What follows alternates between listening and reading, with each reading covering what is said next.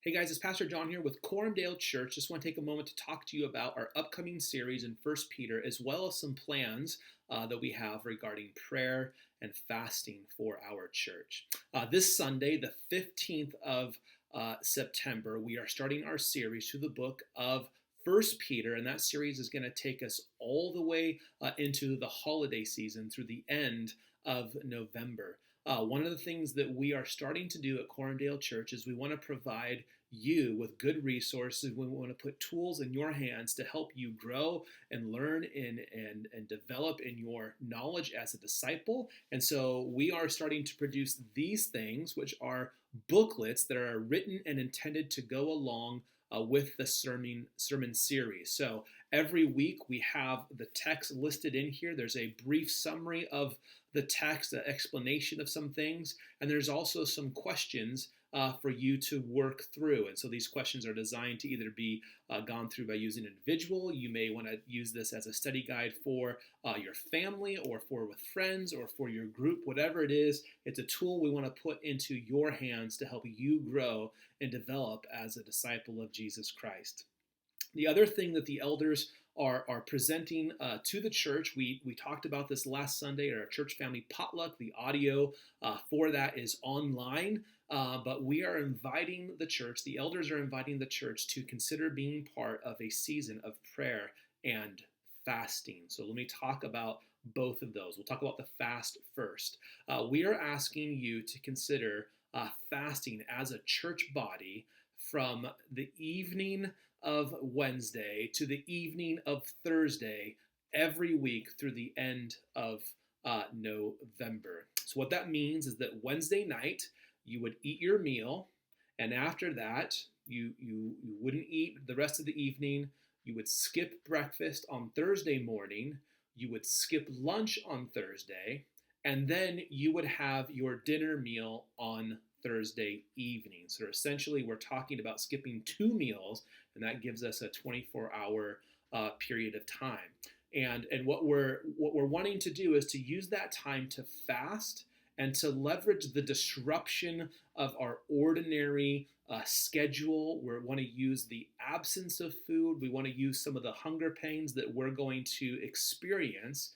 We want to leverage those as a reminder to be praying for our church, and specifically praying for the preaching of the word on Sundays and for the conversion of people who are hearing the word. So pray for the preaching of the word, pray for the preacher, pray for the church service, and pray that God would be using those times to save people. And we're fasting Thursday, after Thursday dinner, all the way up to, after Wednesday dinner, all the way up to Thursday dinner. We're setting that time aside to not eat, to remind us to be in prayer. Now, as we announced this on Sunday, there were some questions about the fasting that I wanted to just briefly address. They're great questions. Many of you can participate in this kind of a fast, and there are some of you that cannot participate in this kind of a fast. Some of you are pregnant, you've got kids, and you shouldn't be going without food for that long of a time. Some of you have health issues that make this really not a wise idea for you. So what is the option for you? Well, I would say this: pick something that will disrupt you enough to remind you to pray.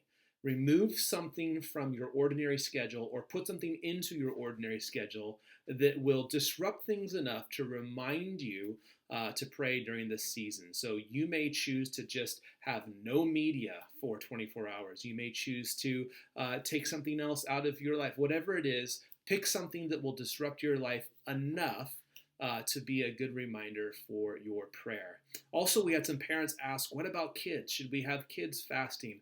That is really determined by you as a parent. You know your kids and their needs better. One thing that can be great is for kids to see their parents fasting. That can be a great thing to discuss with them. The kids don't necessarily have to participate in that, but they can observe and understand why that's important. And you may talk to your child about some things that they could do. I've heard ideas already this week about kids saying, hey, we're just going to put tablets away, or we're going to take video games or something. Whatever it is, as a parent, please feel free to figure that out with your own kid based on their needs and their maturity and whatever. But if you are an adult and you can participate, we'd love for you to participate in this, the fasting, and then also be praying for the preaching of God's word and for the effectiveness and fruitfulness of the word, that others would be drawn and would come to faith in Jesus. So we're asking you to do this throughout all of First Peter, and then we will break this fast, this season of fasting, actually on Thanksgiving Eve. That is a Wednesday evening, and at our church on that night, that Wednesday before Thanksgiving, we get together and we have pie, and it's kind of like a pre-Thanksgiving celebration. So we're going to spend September and October and a large part of November fasting on those Thursday mornings and Thursday lunch times. But when it comes to that Wednesday right before Thanksgiving Eve, or right before Thanksgiving, we will celebrate together and we'll call the fast off at that point. So I hope this is helpful. If you have questions or need clarification, whatever, please feel free as always to reach out to me, Jon, Jon, at corumdalechurch.org, and I'd love to respond in any way that I can. All right, we hope to see you this Sunday, and take care.